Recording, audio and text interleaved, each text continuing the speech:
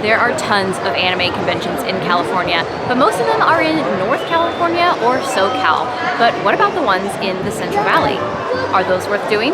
I'm Ashley from Lake Spirit Designs, and I have been vending in Fresno, California since 2017 when I opened my business. And I am showing you how Fresno anime conventions are, so you can decide if you want to travel to sell at them. And this weekend we are at Anime Gaming Con at the Fresno Convention Center.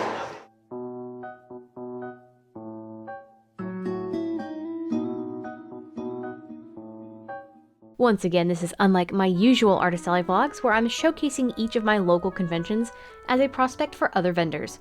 Are they events worth traveling to, or best for locals only? Is there a potential for future growth? I share all the details about the event at the end, with pros and cons, as well as my own personal profits and expenses for each of the events that I do, to give you an idea of how you might do. So stick around to the later part of the video for that info, and please keep in mind that my experiences won't necessarily reflect yours. Anime Gaming Con is a Fresno-based anime and gaming-focused convention that has been on the scene since roughly 2022, formerly called Anime Fuse. In previous years, the convention was hosted at the Fresno Fairgrounds, and this is the first year the event has moved to the Fresno Convention Center downtown. I'm sure if you have been around any of my Fresno videos in the past, you will know that this is a huge delight for me. If you watched my previous convention vlog about Anime Wave, I spoke about the recent uptick in anime conventions in the Fresno area. Anime Gaming Con was one of the first new ones to appear on the scene, and in my opinion has the biggest leg up in terms of having a foundation of trust with existing attendees and building a bigger future audience. Since this was the convention's first year at the convention center, I feel like this year may have been a bump in the road of growth. I'll touch more on this in the pros and cons section, but I do feel like whenever any event moves venues, there's a year or two of growing pains while attendees adjust to the new location. Nevertheless, for the price of the ticket of a full weekend pass, there were tons of activities to keep attendees entertained. A full schedule of gaming tournaments, cosplay and guest panels, and tons of vendors to shop with. There were even little iPad drone things of VTubers roaming around, which some of them stopped by the booth, which was really cool. And there was a huge rest area for anyone needing a quick break, and food concessions both inside and outside of the convention center. The guest list, while small, was packed with awesome voice actors from well-known anime, with the most prominent being Eric Vale. Since Anime Gaming Con has only just wrapped its 4th year, there are still a lot of growing pains to push through, and I really feel like this event is on track to be one of the biggest that Fresno will offer in the coming years. And if you weren't there personally, I'll discuss some general facts about Anime Gaming Con, my pros and cons, and I'll even touch on my personal profits and expenses for this show. Okay, we are interrupting this informational video to share that I got a lovely care package from Cybercat, aka Soap. I got to meet them for the first time. Thank you for subscribing and watching videos and stuff, and I'm so excited that you have started tabling at your own conventions. But I haven't opened this yet, so let's see what's inside. I'm gonna try to keep this intact as best as I can because I want to save this sleeve. It's so cute. I love having art of Periwinkle.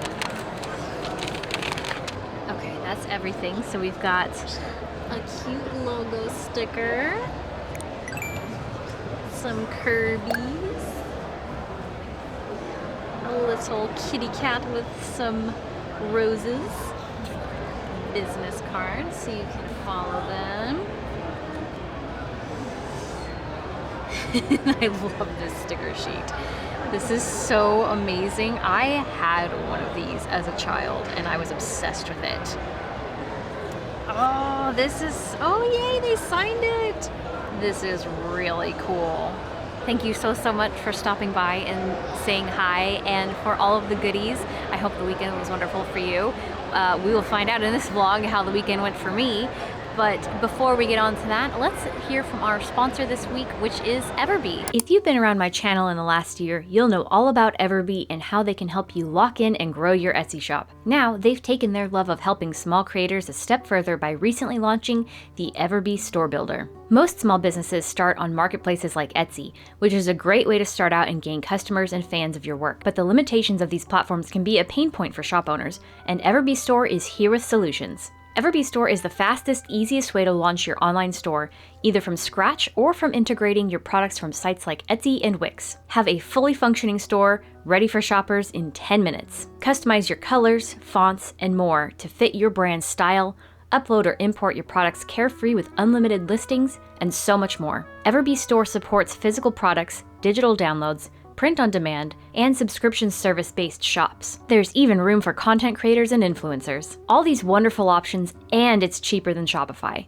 Set up your first shop for just $29 a month, but enjoy your first trial month for just $1. Click the link in the description box below to get started. Okay, time for the overview for Anime Gaming Con. So Anime Gaming Con was held February 7th and 8th, 2026 at the Fresno Convention Center. The hours for both Saturday and Sunday were 11 to 6. And this is the second time in recent months that a anime/gaming/comic convention has been held at the convention center, and it was super affordable to come for attendees. It was a $25 weekend pass, $20 for Saturday only, and $15 for Sunday only. The entire event took place in one big room, as opposed to when it was hosted at the Fresno Fairgrounds, where it was in separate buildings. And in Les Spirits stats, we sold 117 products at this show over the course of the weekend, which is unfortunately actually 33 items lower than when we sold here last year, but we did make more, so our best-selling items were die-cut stickers. We sold 51 of them. And our worst-selling items were a tie between washi tapes and our Periwinkle plush toys. We sold 0 of each. And once again, our best-selling individual item were our $5 mystery B-grade pins. We sold 8 of those. On to the pros for this show. If you know me at all, and if you've been watching these videos for any amount of time in the past couple of years, you will know that I cannot stand it when events are hosted at the Fresno Fairgrounds. So it is a huge pro in my book that Anime Gaming Con is now moving permanently, as far as I know, to the Fresno Convention Center. Aside from the fact that the convention center is really nice and bright and clean inside, the area around the convention center is a lot nicer than it is around the fairgrounds. It's nice and clean, there's lots of walkable space, it's accessible, and parking in the area is a flat $10 fee for the day. As I mentioned in the overview section, one of the big pros is that the entire event is in one room, one vendor hall in the convention center, because in previous years when it was hosted at the fairgrounds, the artist alley was in its own separate building from the vendor hall, and I personally experienced people walking into that artist alley building and realizing it was the artists and turning around to leave. So we got a lot less foot traffic, and now that it's integrated, there's just one space for people to do their foot trafficking. But everybody being in one room is a better vibe, and it keeps attendees in the space to check out everybody. One of my personal pros that obviously doesn't affect anybody else is that we were in the vendor hall this time instead of the artist alley. And that was due to a hiccup at the previous event that we tried to vend at that was hosted by Anime Gaming Con. And I was given a really good spot because of that mishap. So we were right by the entrance, and we were right across the aisle from Eric Vale, who was one of the voice actors, and he had a massive line all weekend long almost, and a good amount of people came out of that line to come and look at my booth, and some of them even bought some stuff, so that was a big plus. And speaking of Eric Vale, Anime Gaming Con has always been really great about booking unique guests, and they also cycle through different guests, so they're not bringing the same exact people for every single event, so there's something new for people to come and check out. Finally, another big pro was the parking situation. There is a parking garage next to the loading dock behind the convention center, and there's also street parking and a parking lot immediately behind the loading dock. And we chose obviously to park in the loading dock parking lot because it's quicker and easier to get in and out with our stuff, but we were told by the attendants there that the parking not only was a flat $10 a day, but if we kept our receipt, we had come and go privileges for the whole day, which was amazing because Sunday Ryan had some personal stuff to attend to, and he was able to drop me off and help me get set up for the morning and then leave when he needed to and come back and help me tear down for the night. So that's a good thing to keep in mind if you wanted to leave the area to try and get some food, or you had something going on that you needed to leave and then come back, that you're still going to have your parking paid for, basically. Now for the cons for this con. I think one of the biggest hindrances for a gaming con is that it's hosted in February. And in my experience, February is just a really weird month for spending. Every event that I've ever done historically has always been like really low sales. I think it's because it's an awkward time between like post-Christmas and holiday spending and tax return season where people haven't quite gotten their like tax returns yet, if they're getting any at all. And I think the biggest thing is that it's just so soon after the holidays that people are exhausted from spending. But being in early February especially, it obviously runs the risk of interfering with Super Bowl weekend, which it did this year. I don't think that was obviously planned when they booked in advance, because I don't know how soon the dates for Super Bowl come out. I don't go here. And even though I don't think there's a whole lot of overlap between like the anime crowd and the sports ball fans, there obviously was some mix of something, because Saturday did have a lot of foot traffic and Sunday by like the early afternoon did not. So just keep that in mind. Another con that didn't end up turning out to be an issue was there was a slight communication discrepancy with the hours of the show. In vendor communication emails, it was listed that Saturday was 11 to 7 p.m. and it even said that on the back of our badges. However, I caught wind that it was told to, I think, security that it ended at 6. And so they were kicking people out at 6, which ended up working out for us anyways, because we were already packing up early at 6 to go get dinner on Saturday. And then I guess on Sunday it was still 11 to 6. Another con is just kind of how the area is, and this is something to keep in mind if you ever are interested in vending in the Fresno area, is that through the weekend, you're gonna see a lot of foot traffic from attendees, mostly in the earlier hours of Saturday.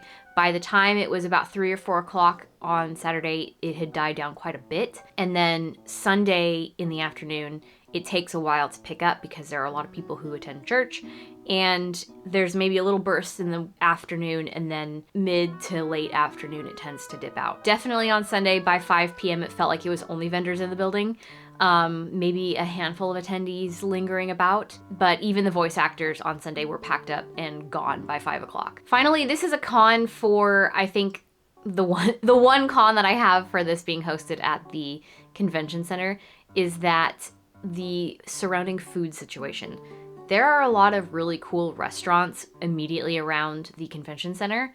However, because most of the businesses that operate around there all the time instead of just the convention center are only Monday through Friday, the restaurants are all Monday through Friday. So none of them were open, even though there's like a little breezeway between the entrance of the convention center and a strip of restaurants. They were closed. So it was kind of a bummer for those businesses because there were definitely people there who would have dined with them, but at least the convention took that into account and they had a good handful of food trucks out in front of the entrance of the convention center. So there is food, and there's also, I think there's concessions inside the vendor hall as well, but like you're not gonna go hungry. It just is a bummer that you can't take part in the businesses that are right there. And now let's talk about my profits versus expenses for this show. And if you're new to these types of videos, this is the part where I discuss the expenses that I spent at each show in full dollar amounts so you can gauge about how much you might spend at an event like this compared to what I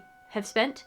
And I also discuss my profits broken down by transaction types, but I show those in percentages, and if you want to see those in full dollar amounts, actual real details, you can check out either my Patreon for $5 or more, or my YouTube memberships for $2.99. But first, let's talk about my expenses, which you can see here. Admittedly, I spent a lot at this show, and that is because of the aforementioned hiccup at the previous event hosted by Anime Gaming Con. So a quick backstory. The reason why I got into the vendor hall instead of the artist alley is because when I was meant to do Fresno Comic Expo last November, I was originally in the artist alley, and when we got the map for the event, I realized that I was going to be all the way in the back of the room.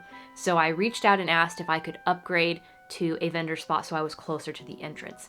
They said yes, so that was basically double the artist alley table that I paid. So that's why that is a $450 booth. And the reason why I didn't do that show is because when we got there Saturday morning to set up during that show, my spot had been taken. Somebody else had moved in. I don't think they had marked the tables for each individual vendor, so my spot was taken. And when I brought it up to the event runner, I was also sick, so I was just like, look, this is no big deal. Like, I would actually rather just go home if you can roll me over to the February show, because that one I knew had a little bit more notoriety than the Comic Expo anyways. So that is why I was in the vendor hall. That is why I got a really good spot.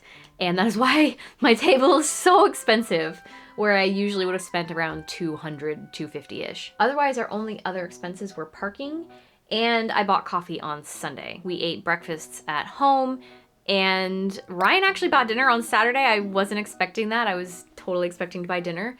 And then I was going to buy dinner for us on Sunday, but the place that we wanted to go to was closed early for the Super Bowl, so we just went home and cooked. And now on to the profits, which you can see in this pie chart. This was a mostly card-heavy transaction show, followed by cash, followed by Venmo. Really not a whole lot to say about this. Like, it's pretty standard at this point. And again, if you do want to see these actual numbers, you can check out my Patreon or my YouTube memberships. I will say I was in the green, but it wasn't as much profit as I made at Anime Wave, so take that as you will. I did actually want to mention that I got a wholesale order while I was at this show. One of the local businesses called Crazy Squirrel, which is a tabletop gaming store. They had a booth there and they came over and purchased some stickers on site, but I treated that as a separate transaction because they weren't taking the stickers that I had. I was going to fulfill them later and deliver them, which I did.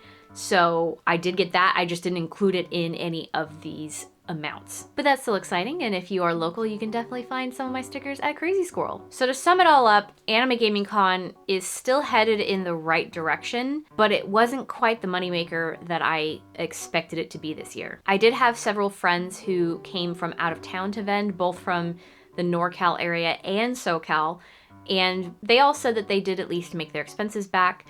Some of them did better than expected. Some of them did not as well as they would have liked. But as far as I know, they left in the green. There was also apparently somebody who flew in from, I think, Washington, which I really hope that they made their expenses back, because that's quite a journey for a Fresno show, if you ask me. I also had mentioned in the Anime Wave video that I put out a couple of weeks ago that the recent oversaturation in anime events in Fresno is really spreading the market thin, and I think this event really kind of drove that point home. But another thing that I'm noticing, and I'm sure all of my other Central Valley / Fresno artists and vendors can chime in and reaffirm this, that we are also kind of oversaturating ourselves. Our local Central California / Fresno events happen so often and so close together, and you see nearly every single one of us at almost all of these shows, and there's not a lot of time in between them to generate like new products or interest in our work. So that's just kind of an issue that we're having as well. So it's kind of feeling like we are doing more work, doing more events than what we used to do to make the same amount, if not a little bit more money that we would make at one event. So I don't know, it's kind of an interesting situation to be in. Like, it's a good problem to have, I guess, but I feel like, I don't know, you guys who I'm speaking to specifically are the Fresno vendors. I feel like it's ripe for us to burn out a little bit faster, unfortunately. If you are not a Fresno or Central Valley artist, it actually might be beneficial to check out an event or two here in Fresno, because the rest of us have oversaturated ourselves.